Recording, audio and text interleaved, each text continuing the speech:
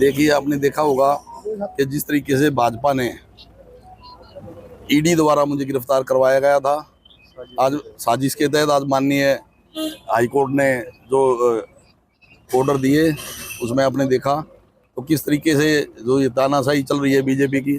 मैं तो यही कहूँगा कि आज पूरा देश देख रहा है और पूरे देश को ये दिखाई भी दे रहा है कि किस तरीके से ईडी द्वारा ये लोगों को, खासकर जो है पॉलिटिशियन को, जो विपक्ष के पॉलिटिशियन हैं उनको ये अरेस्ट कर रहे हैं, टारगेट कर रहे हैं। तो कैसे चुनावी कैंपेन चलेगा? देखिए, चुनाव जो है मैं सोनीपत से प्रत्याशी हूँ कांग्रेस पार्टी का, और सोनीपत की जनता जो है, देवतुल्य जो जनता है, वो लगातार जो है चुनाव लड़ रही थी और सभी को ये इंतजार था कि भाई कब मैं बाहर आऊँ। बाकी मुझे सोनीपत की देवतुल्य जनता पे विश्वास है कि वो दोबारा आशीर्वाद देंगे।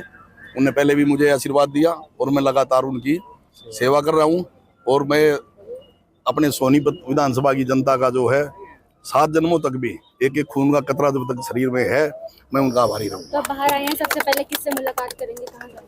देखिए, मैं अभी जो है मैं माता वैष्णो देवी दरबार जा रहा हूँ। उसमें भी इनका कहीं बाय नेम कहीं भी उनका नाम नहीं था, तो जब उनका एफआईआर में नाम नहीं है तो ईडी केस इनके खिलाफ नहीं बन सकता। ये टोटली पॉलिटिकल एक वेंडेटा था इनके खिलाफ, और इसलिए इनको अरेस्ट किया था। और माननीय अदालत ने इनको 9 दिन का रिमांड दिया था, फिर उसके बाद 29 के बाद 3 दिन का रिमांड दिया था। इन सारी चीज़ों को हमने हाई कोर्ट में चैलेंज किया, एंड हाई कोर्ट ने उन सारी चीज़ों को संज्ञान लेते हुए वो सारे ऑर्डर्स और इनका arrest totally unlawful arrest declare कर दिया है, और अब जो रिमांड ऑर्डर्स थे वो भी क्वैश कर दिए हैं सर। रिहाई में देरी हुई, 2 दिन का समय लग गया। नहीं, वो कोई वो टेक्निकल इश्यूज होते हैं, उसमें कोई वो नहीं है। कई बार ऑर्डर में करेक्शंस वगैरह होती है, तो उसकी में कोई ऐसी वो नहीं है।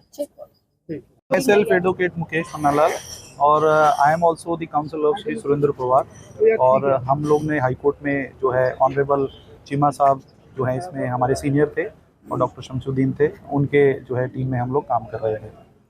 तो रिहाई हुई है क्या? बेसिकली इसको कहेंगे कि जो ऑनरेबल हाई कोर्ट ने जो इसको सेट असाइड कर दिया है, और ये बोला गया है कि जो इनके ग्राउंड्स ऑफ जो अरेस्ट थे वो टोटली इलीगल थे। इनके ऊपर किसी भी प्रकार का कोई केस साबित नहीं हो पाया। जिस कंपनी का ये हवाला दे रहे थे वहाँ ये 2013 में रिजाइन कर चुके थे, तो ऑनरेबल कोर्ट ने ये माना है कि इनको गलत तरीके से रखा हुआ था। तो ये जो सेक्शन था हम 226 में गए थे और जो है 482 क्वैश में गए थे, तो दोनों ही चीज़ों को ऑनरेबल हाई कोर्ट ने माना और ईडी को जो है इसमें फटकार लगाई कि वही जो इनको गलत तरीके से रखा। इनका जो ये 65 दिन का जो टाइम था इनका इलीगल पूरा का पूरा जो है, इसे आप पता देख सकते हैं कि किस तरीके से इनको पॉलिटिकली मोटिवेटेड होकर इनको जो है दबाया गया, क्योंकि he is a sitting MLA और ये लाखों दिलों की धड़कन है, काफ़ी स्ट्रॉन्ग कैंडिडेट है, पहले भी बहुत भारी मतों से जीते हैं और अब उससे भी ज़्यादा जीतने वाले थे। तो इन लोगों को इन्होंने जो है गलत तरीके से पकड़ा, क्योंकि ये जो रेड थी इट वॉज कंडक्टेड इन दी जनवरी, बिना बेसलेस थी। 7 महीने तक इन्होंने कुछ नहीं किया, हर तारीख पे ये गए। ऑनरेबल कोर्ट ने भी ये माना कि जब ये पूरी चीज सहयोग कर रहे थे उसके बाद ऑल ऑफ सडन इलेक्शन से पहले इनको कैसे अरेस्ट कर दिया।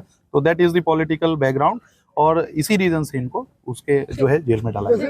खारिज की गई है नहीं, क्वैश बोलते हैं सर इसको, मैंने बताया आपको 226 वो आर्टिकल है जिसमें इनको गलत तरीके से उन लोगों ने पकड़ा हुआ था, और 482 सीआरपीसी में जाता है जिसको हम बोलते हैं क्वैश। तो ये पूरा खारिज कर दिया है, और ये बहुत बड़ी जीत है क्योंकि इनकी ईमानदारी की जीत है, क्योंकि इनका प्रूव ही नहीं हो पा रहा था, तो ये इस तरीके से बाहर आए। Thank you.